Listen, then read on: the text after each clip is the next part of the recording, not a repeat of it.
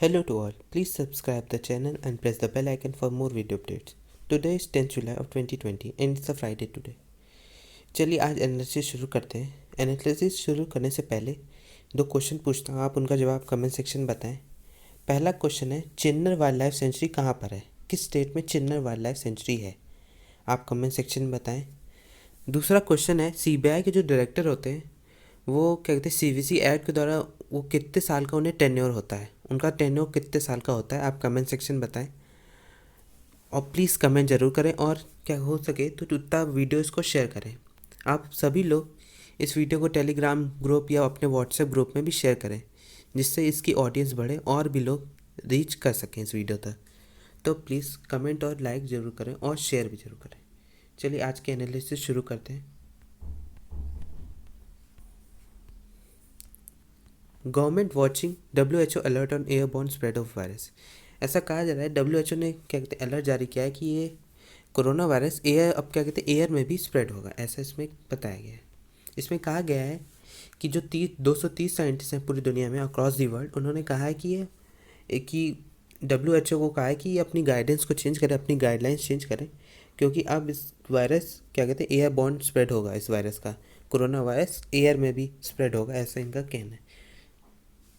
जैसे हमने देखा है कि इस वक्त इंडिया में 2,69,789 एक्टिव केसेस हैं और बाकी लोग क्या कहते हैं रिकवर कर चुके हैं। इंडिया का रिकवरी रेट काफ़ी अच्छा है, 62.09% इंडिया का रिकवरी रेट है। तो काफ़ी अच्छी न्यूज़ भी है, लेकिन केस तो बढ़ ही रहे हैं और इन्फेक्शन बढ़ता ही जा रहा है, क्योंकि लोगों की डेथ भी हो रही है। तो काफ़ी सोचने की बात है। चलिए देख लेते हैं ये एयर बॉर्न स्प्रेड कैसे होगा। पहला स्टेप है कि ड्रॉपलेट ट्रांसमिशन हो सकता है।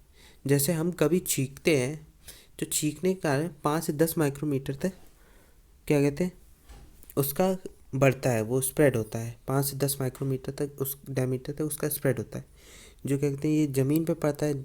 फिर ज़मीन पे पड़ने के कारण अगर किसी का पैर या कुछ क्या कहते हैं शरीर उस पर छूता है तो उसके कारण ये दिक्कतें होती हैं। इसलिए जब कोई भी कफ या स्नीजेस जिसको प्रॉब्लम हो रही हो, खांसी जुकाम की दिक्कत हो, वो मास्क पहने इस वक्त, इसलिए ये कहा जा रहा है।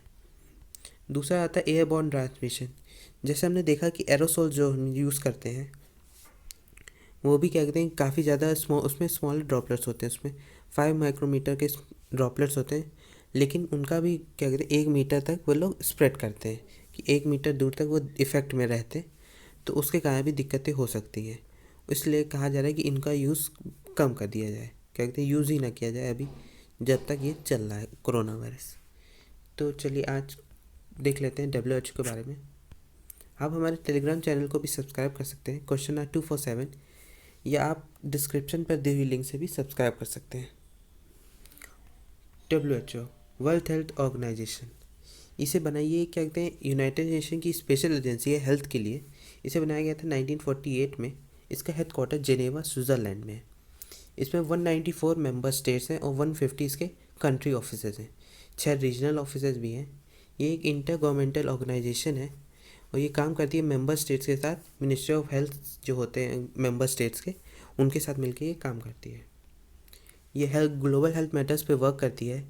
इसकी फंक्शनिंग शुरू हुई थी अप्रैल 7, 1948 को। इसकी क्या कहते हैं फंक्शनिंग शुरू हो गई थी। A date now being celebrated every year as world health day. अब क्या कहते हैं वो ये भी नोट कर लेगा, वर्ल्ड हेल्थ डे 7 अप्रैल को होता है। ऑब्जेक्टिव्स इसके देख लेते हैं, क्या ऑब्जेक्टिव थे इसके। To act as a directing और coordinating authority on international health work. क्या कहते हैं एक डायरेक्टिंग और कोऑर्डिनेटिंग अथॉरिटी क्या कहते हैं हेल्थ वर्क के लिए, इंटरनेशनली हेल्थ वर्क के लिए वर्क करे, कि असिस्ट करे गवर्नमेंट को और देखे कि कोई हेल्थ सर्विसेज में दिक्कत हो तो उनको क्योर करने के लिए वर्क करती है। इसके क्या कहते हैं जो हेल्थ असेंबली होती है उसमें कई डेलीगेट्स वर्क करते हैं जो एक मेंबर्स रिप्रेजेंट करते हैं। Each member is represented by not more than 3 delegates. कि जो एक मेंबर होता है, मेंबर स्टेट होता है, वो 3 डेलीगेट्स क्या कहते हैं उसको रिप्रेजेंट करते हैं, 3 डेलीगेट्स। इसके फंक्शन देख लेते हैं। ये क्या कहते हैं पॉलिसीज़ ऑफ द ऑर्गेनाइजेशन बताती है। The health assembly determines the policies of the organisation. ये फाइनेंशियल वो पॉलिसीज़ देखती है ऑर्गेनाइजेशन की, WHO की। कहते हैं ये फाइनेंशियली कोई दिक्कत तो नहीं हो रही, ये सब देखती है। और क्या कहते हैं जो और भी मेंबर स्टेट्स हैं उनकी हेल्थ सर्विसेज में कोई फाइनेंशियली दिक्कत नहीं है तो उनको फंड प्रोवाइड करती है। चलिए अगली न्यूज़ देखते हैं। Nepal blacks out Indian news channels. क्या कहते हैं, नेपाल गवर्नमेंट ने क्या कहते हैं सारे भी जो इंडियन चैनल थे, इंडियन न्यूज़ चैनल्स है, उनको ब्लैकआउट कर दिया, उनको हटा दिया है कि बैन कर दिया गया है। इसमें ये जो न्यूज़ चैनल्स हैं, इसमें न्यूज़ चैनल के साथ साथ दूरदर्शन को भी ब्लॉक कर दिया गया है। इसमें कहा गया है कि ये सब इसलिए कहा गया है क्योंकि वो एक ऑफेंसिव कंटेंट दिखा रहे थे, या क्या कहते हैं नेपाल के लोगों के लिए क्या कहते हैं एक गलत भावना उनको तरफ दिखा रहे थे कि नेपाली लोगों के लिए गलत चीज़ दिखा रहे थे, इसलिए ऐसा किया गया है। ऐसा उनका कहना था कि उन्होंने ये भी कहा है कि अगर कोई और ये फॉरेन टीवी चैनल्स को तो बैन किया ही गया है, अगर कोई उनका भी चैनल ऐसा करता है तो उसे भी बैन कर दिया जाएगा। जैसे हमने अभी देखा ही था कि इंडिया में जैसे पाताल लोग एक सीरीज़ आई थी, तो उसके कारण लोगों में कितनी भावना गलत भावना जग गई थी कि ये गलत उसमें शब्द कुछ यूज़ हो गए थे, तो उसमें कहा जा रहा था कि ऐसा है कि गलत शब्द हुए तो उसे बैन कर दिया जाए। लेकिन एक्शन हुआ, लेकिन उतना एक्शन नहीं हुआ और उसे बैन अब नहीं किया गया। चलिए इंडियन नेपाल रिलेशन के बारे में देख लेते हैं। ये कहते हैं इन दोनों कंट्रीज़ के बीच में ओपन बॉर्डर है और एक क्या कहते हैं फैमिली टाइज के बीच में है, रोटी बेटी का रिश्ता समझ लीजिए, दोनों के बीच में है। दोनों के बीच में Indian Nepal treaty of peace and friendship हुई थी 1950 में, जो कहते हैं एक स्पेशल रिलेशन बनाती है इंडिया और नेपाल के बीच में। ये बताती है कि नेपाल के सिटीजन इधर भी रह सकते हैं, बिजनेस कर सकते हैं, इंडिया के उधर भी बिजनेस कर सकते हैं, रह सकते हैं, प्रॉपर्टी ले सकते हैं, मूव कर सकते हैं इधर उधर, क्योंकि ओपन बाउंड्री है तो कोई दिक्कत भी नहीं है। तो इसमें ये बात की गई है इस ट्रीटी में। इसी कारण क्या कहते हैं आपने देखा होगा कि कुछ नेपाली लोग भी इंडिया में रहते हैं। नेपाल क्या कहते हैं उत्तराखंड, उत्तर प्रदेश, वेस्ट बंगाल, सिक्किम, बिहार के साथ अपना बॉर्डर शेयर करता है। जो रिवर ओरिजिनेट करती है नेपाल से, ये एक पेरेनियल रिवर होती है, जितने सब हैं, जो कहते हैं इकोलॉजी और हाइड्रो पावर पोटेंशियल के लिए वर्क होती है इंडिया में। हाइड्रो पावर प्लांट जितने भी हैं मैक्सिमम क्या कहते हैं नेपाल से जो रिवर आती है ओरिजिनेट होती है, सब पे हाइड्रो पावर प्लांट लगा ही है कहीं ना कहीं। ट्रीटी ऑफ सुगाली, जो ट्रीटी ऑफ सुगाली पास हुई थी, वो कहते हैं इन नेपाल और क्या कहते हैं ईस्ट इंडिया कंपनी के बीच में हुई थी। क्या कहते हैं उस वक्त किंग ऑफ नेपाल थे। जब एंग्लो नेपालीज वॉर हुआ ना 1840 से 1816 तक, तो उसके बाद ये 2 दिसंबर 1850 को ये साइन की गई थी दोनों के बीच में, और इसे 4 मार्च 1816 में कहते हैं एक्शन में लाया गया इस ट्रीटी ऑफ सुगौली को, कि एक बाउंड्री लाइन हो जाए इंडिया और नेपाल के बीच में। जैसे हमने देखा है कि इंडिया और नेपाल बहुत कुछ एक्सपोर्ट इंपोर्ट करते हैं। जैसे इंडिया इंपोर्ट करता है shoes, jute boards, thread, zinc sheets, sand, polyester, ऐसे चीज़ें। इंडिया एक्सपोर्ट भी कई चीज़ें करता है, जैसे motor vehicles, wires, coal, hot roll sheet, cement, chemicals, ये सब एक्सपोर्ट करता है चैन वो नेपाल को। चलिए देखते हैं अगली न्यूज़।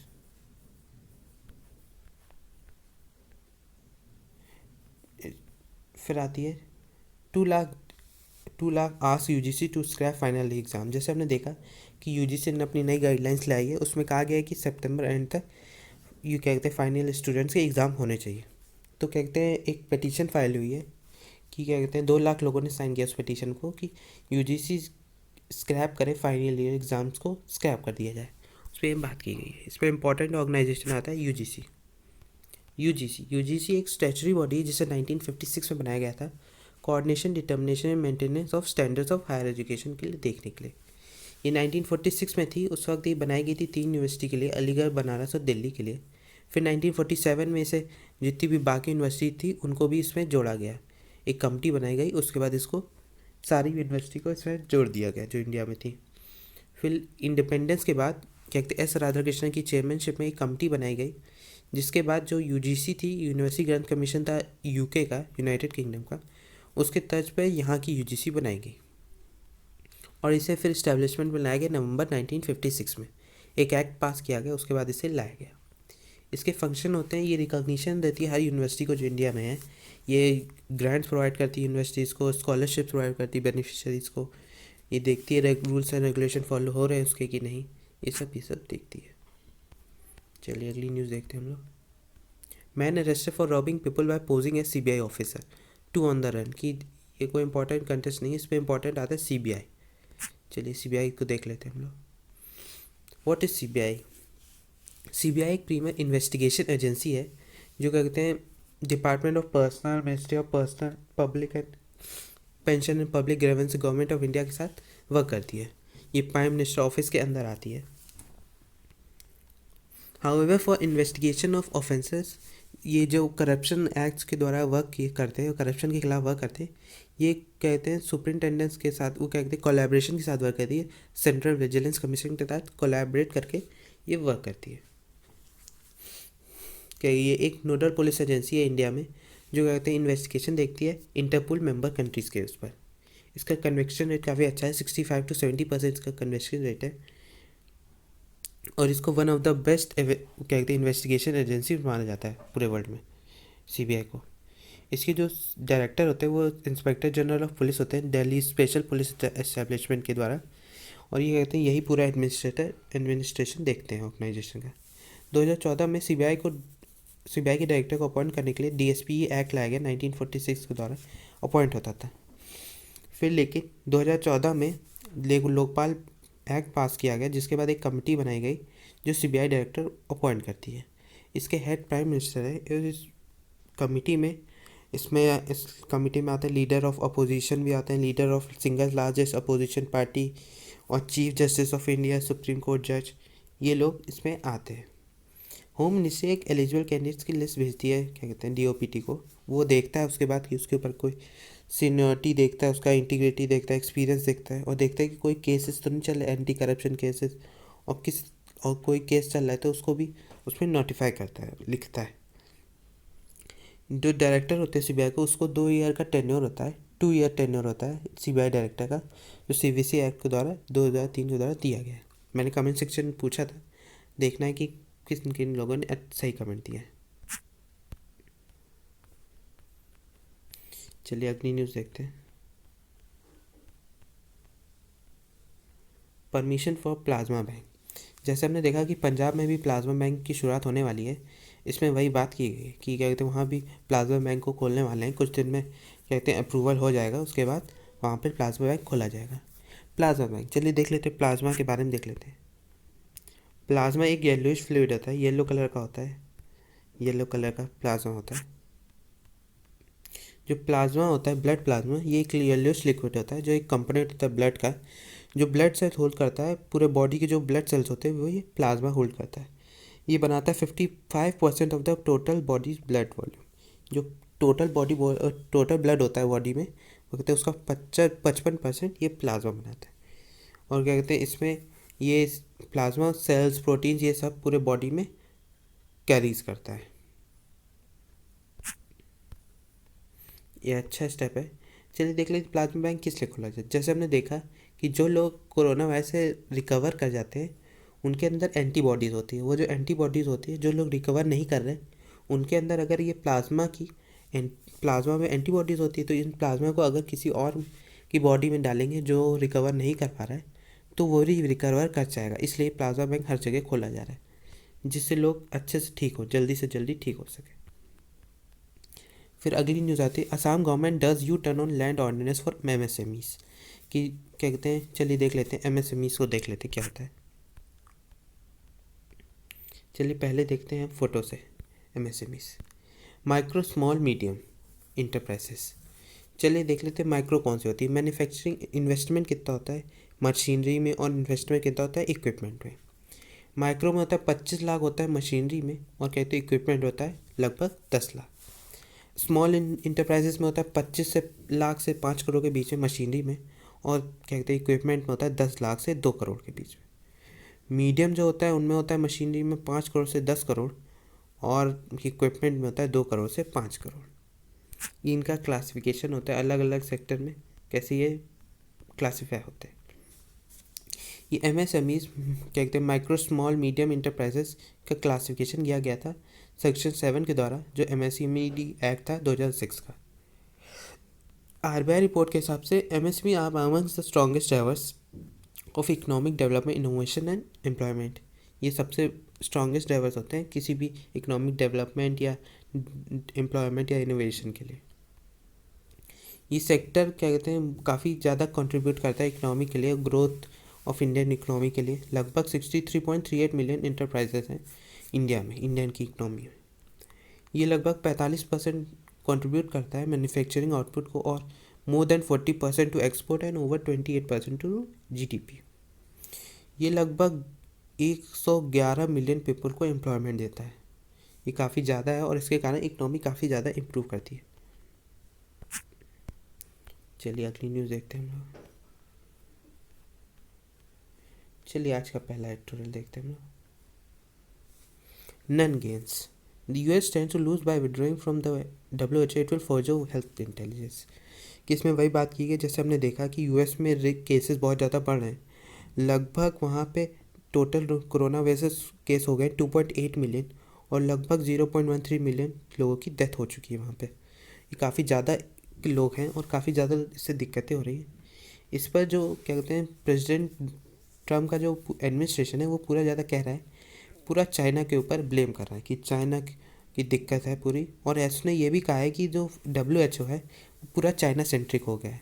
उसने कई ओकेशंस पे ये कह चुका है कि वो चाइना सेंट्रिक है WHO, इसीलिए उसने सारी फंडिंग क्या कहते हैं और पुल आउट कर लिया है WHO से।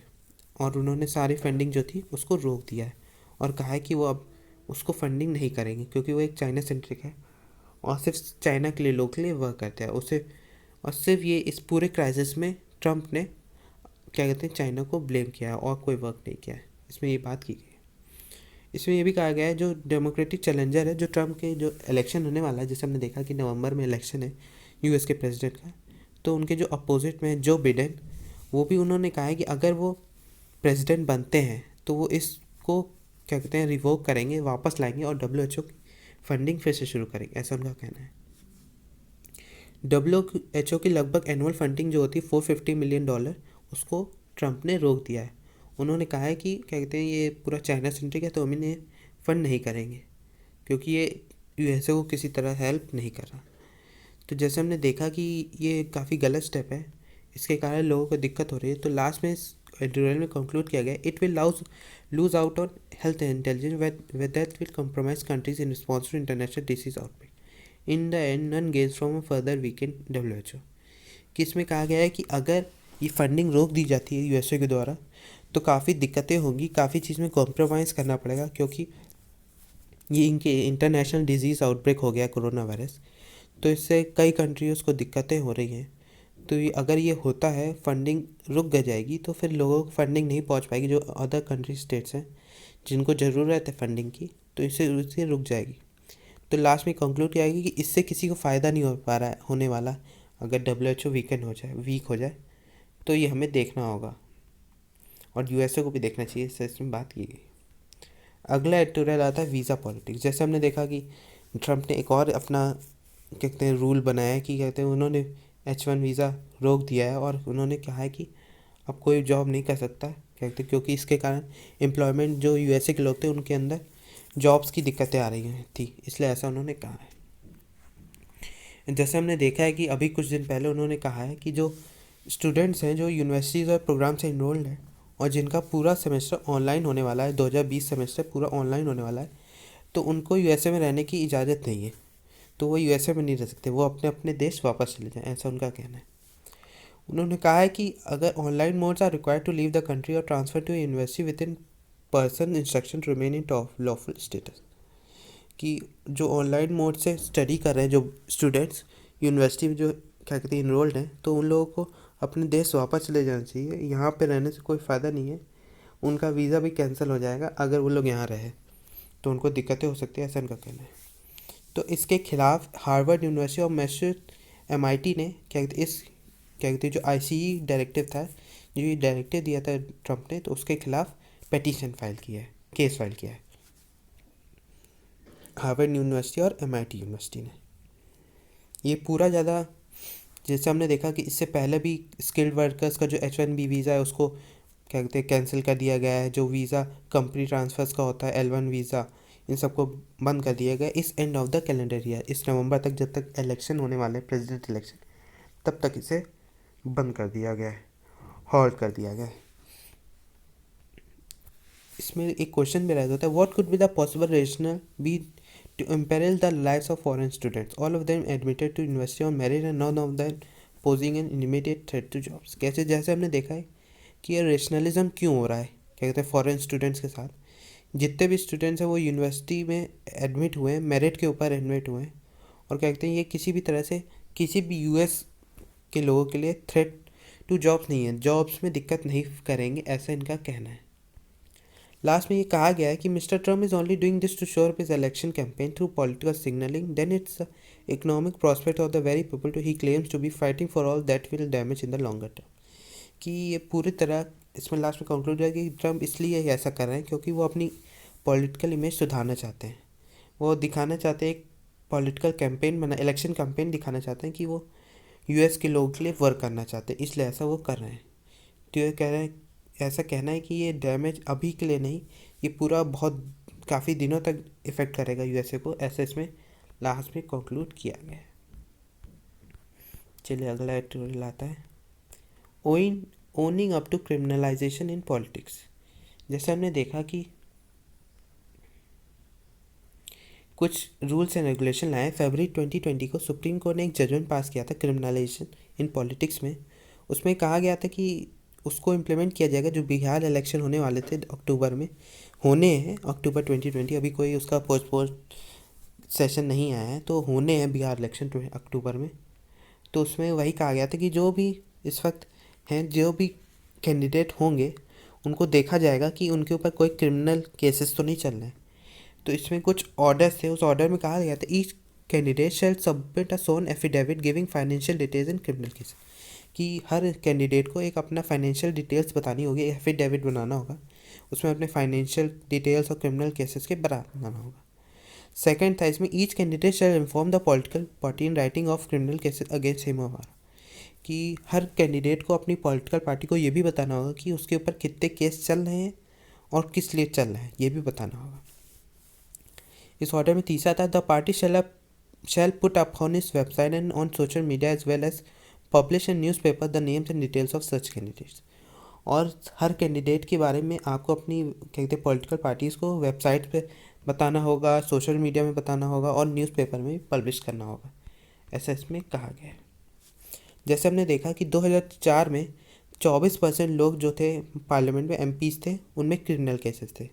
2009 में ये और बढ़ा 30% हुआ, क्या कहते हैं, फिर क्या कहते हैं 2014 में 34% हो, और इस वक्त सबसे हाईएस्ट पे है 43% लोग ऐसे एमपी हैं, क्या कहते हैं 2019 के इलेक्शन के बाद 43% एमपीज ऐसे हैं जिनके ऊपर क्रिमिनल केसेस चल रहे हैं। ये काफ़ी सोचने की बात है कि हम लोग ऐसे लोगों को क्यों ही अपॉइंट कर रहे हैं जिनके ऊपर क्रिमिनल केसेस चल रहे हैं। लगभग आधा जो सीट्स हैं वो क्रिमिनल केसेस पे है, मान लीजिए और क्या कहते हैं 43% है, तो आधा ही मान लीजिए उसे।